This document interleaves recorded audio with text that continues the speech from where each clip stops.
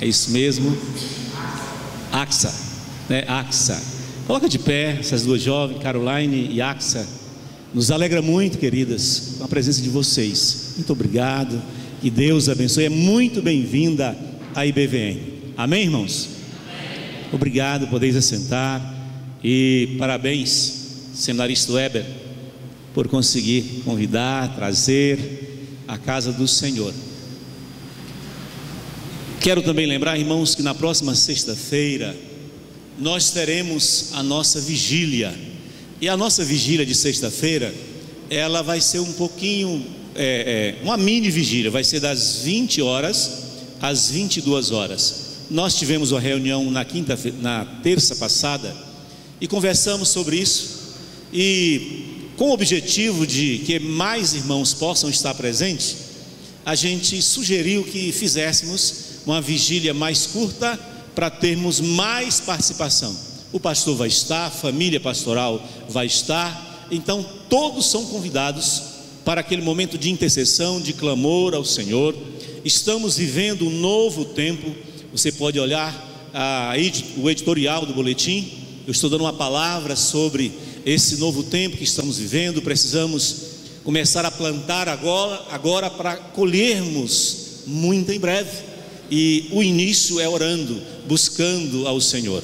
Então eu convido a igreja a estar conosco na próxima sexta-feira, como também quarta-feira próxima estaremos aqui louvando ao Senhor. Eu quero dizer também que estou apoiando, assinando embaixo o pedido da juventude de que nós venhamos a contribuir, adotar um jovem, doando uma camiseta, para que eles possam se organizarem, se representar, até representar a nossa igreja onde quer que eles estejam. E na próxima terça-feira teremos a reunião de líderes. Estaremos tratando do assunto EBD, Escola Bíblica Dominical, o resto da estruturação que precisa. E eu glorifico a Deus pela reunião pela manhã com os casais, foi muito abençoadora. Ainda falaremos sobre isso na terça-feira. Eu senti que nós prejudicamos um pouquinho a classe Compromisso. Tiramos todos os casais da melhor idade e estivemos ali na reunião. E eu sei que os professores devem ficar bicudo comigo, mas o pastor está de olho para não prejudicar. E nós vamos conversar sobre isso, para que a classe Compromisso continue com toda a potência. E também a classe de casais, a classe da juventude, a classe dos adolescentes, juniores e crianças. Precisamos estruturar uma liderança para estarmos fazendo com que a obra do Senhor, o reino de Deus, seja implantado. Irmãos, eu dou graças a Deus também pelo fato de mais uma vez poder falar a palavra de Deus, ministrar ao coração da igreja. Eu estava na iminência de não conseguir, até porque eu estou tossindo de vez em quando, mas eu peço já perdão aos irmãos antecipadamente. Eu estou sendo curado, restabelecido de um resfriado, mas tem uma tossezinha meio antipática, de vez em quando ela aparece, e se acontecer, os irmãos já nos perdoem. Vamos tomar uma águazinha aqui, para que tudo esteja sob o controle. Ao mesmo tempo, eu quero também me justificar aos irmãos. Eu estou com a goma de mascar enquanto falo com vocês. Não é a melhor coisa a fazer, não é muito ético, mas é por causa da tosse, tá bom? Me aceitem, me entendam também. 2 Crônicas capítulo 33, nós vamos ler do versículo 11 ao versículo 20, para refletirmos na palavra de Deus. Eu quero dar boas-vindas. Eu falei das duas amigas que foram convidadas pelo Weber, nosso seminarista, mas deve ter outros também visitantes. São muito bem-vindos em nome de Jesus. Que Deus os abençoe, fale ao vosso coração, que seja uma noite de bênção na vida de cada um de nós. Amém? A palavra de Deus, 2 Crônicas 33, estaremos lendo de 11 a 20. Pelo que o Senhor trouxe sobre eles os príncipes do exército do rei da Síria, os quais prenderam a Manassés entre os espinheiros e o amarraram com cadeias e o levaram à Babilônia. Ele angustiado orou deveras ao Senhor seu Deus e humilhou-se muito perante o Deus dos seus pais. E lhe fez oração, e Deus se aplacou para com ele, e ouviu a sua súplica, e o tornou a trazer a Jerusalém, ao reino.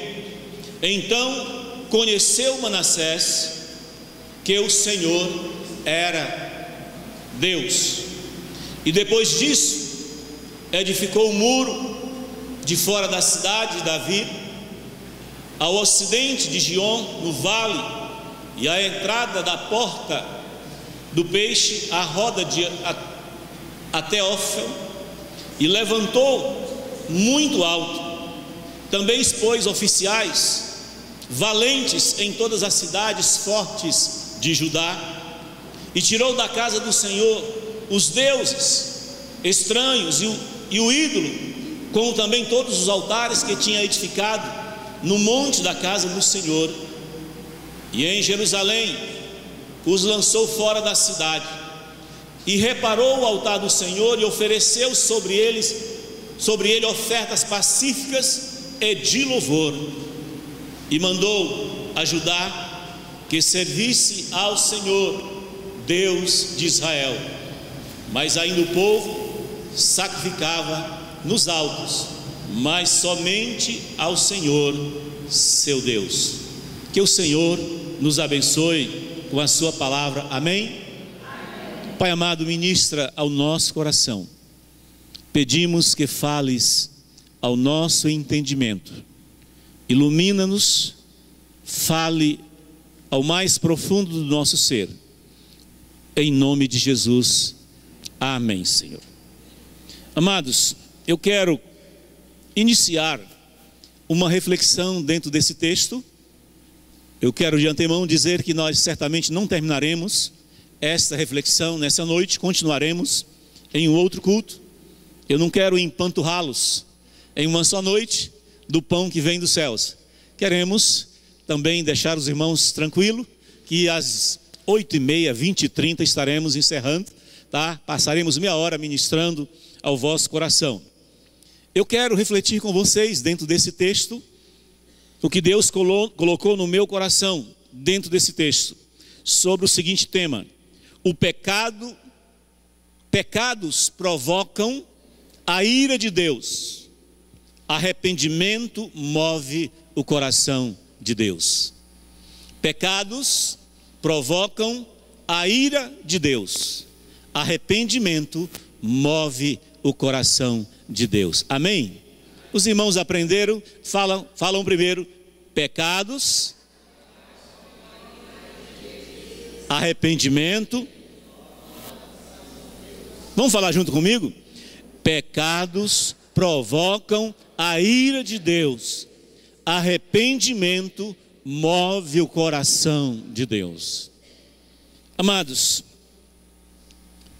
primeiro eu quero refletir com vocês sobre os pecados que o povo de Deus cometeu, que estão escritos do versículo 1 ao versículo 10. Nós vamos ver dentro desse texto, irmãos, o povo de Deus errando de um modo muito contundente, cometendo coisas que entristeceram o coração de Deus. E estes mesmos erros cometidos pelo rei Manassés, a igreja atual, a igreja de Jesus, também tem cometido alguns. O pecado é algo, queridos irmãos, muito presente na vida do ser humano. Mesmo aquele povo que já foram atraídos por Deus, os irmãos que foram atraídos por Deus, estão na presença do Senhor, também ainda comete erros, falhas. E do versículo 1,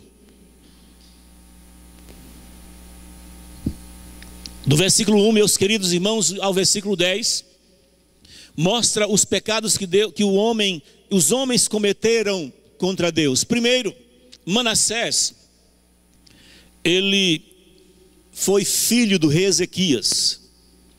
Ele foi o quarto rei da dinastia do Reino do Sul, chamado Judá. Ele governou do ano 686 a 642 a.C., o Reino do Sul, chamado Judá. Ele morreu no ano 643 a.C.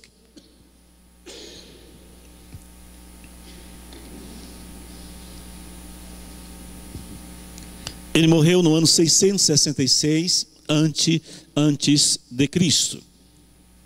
Manassés, ele não deu continuidade a um grande avivamento que o seu pai Ezequias começou a realizar no reino de Judá, no meio do povo de Deus.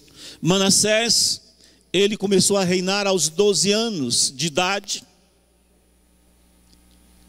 e reinou durante 55 anos sobre Judá. Mas, queridos irmãos, muitos erros aconteceram. O versículo 2 diz que ele cometeu abominações piores do que os gentios que habitavam em Canaã antes de Deus os expulsá-los. O versículo 2 diz isso. O versículo 3 diz que ele reedificou altares que seu pai Ezequias, que temia a Deus, tinha destruídos, altares de ídolos. Ele reedificou o altar para que o povo de Deus pudesse prostrar-se e servir a outros deuses. Manassés errou feio. No versículo 4 e no versículo 5, diz que ele edificou altares aos deuses pagãos, aos exércitos dos céus, no templo do Senhor. Ele fez coisas que entristeceu o coração de Deus. Ele provocou a ira do Senhor. No versículo 6, diz que ele fez passar seus filhos por adivinhos, por agoreiros, por feiticeiros, passar os seus filhos pelo fogo, consultou adivinhos, agoreiros e feiticeiros, encantadores. Ele provocou a ira do Senhor. No versículo 7, diz: ele pôs a imagem esculpida na casa do Senhor, onde Deus havia proibido a Davi e a Salomão que fizesse isso. No versículo 8 e 9, Manassés, ele fez tudo o contrário do que a palavra de Deus dizia para não fazer. Eles fizeram pior do que o povo cananeu que habitava naquela região antes que o povo de Israel ali estivesse. Meus irmãos, e no versículo 10, terminando de mostrar uma lista de erros, de pecados que o povo de Deus do Velho Testamento cometeu, Deus falou a Manassés, Deus falou ao povo, porém eles não deram ouvidos ao Senhor. E o que Deus faz quando alguém, queridos irmãos, comete tanto pecado contra Ele? O pecado, ele provoca a ira de Deus, mas o arrependimento, ele move o coração de Deus para mudar a nossa história. O que Deus faz quando alguém peca tanto contra Ele? Eu quero refletir com vocês, queridos irmãos, sobre uma segunda observação que eu quero compartilhar com vocês, baseado no versículo 11. No versículo 11, meus queridos irmãos, está nos mostrando que o pecado, ele autoriza o adversário a destruir e agir contra o povo de Deus. O pecado, esta é uma lei, é um princípio espiritual do plantar para colher, da lei da semeadura. Os nossos erros como povo de Deus, às vezes, queridos irmãos, nós enfatizamos a nossa salvação pela graça, que é uma realidade bíblica, é a verdade de Deus. Você e eu fomos atraídos pelo Senhor, para o Senhor, pela graça, pelo amor dele, e a palavra do Senhor nos diz que pela graça somos salvos, por meio da fé, não vem pelas obras para que ninguém se glorie, mas fomos chamados para as boas obras. E muitas vezes, queridos irmãos, nós nos encantamos com a verdade da salvação pela graça, e às vezes confundimos, entendendo assim, queridos irmãos, que o presente de Deus da salvação pela graça justificam os nossos erros para continuarmos pecando. Mas a palavra de Deus, queridos irmãos, nessa noite vem nos chamar a atenção, vem nos advertir. Cuidado, cuidado. Tem muitas coisas, amada igreja, que nós podemos perder por não considerarmos quem é o nosso Deus, quem somos nós, quem é a igreja de Jesus, qual é o caráter de Deus.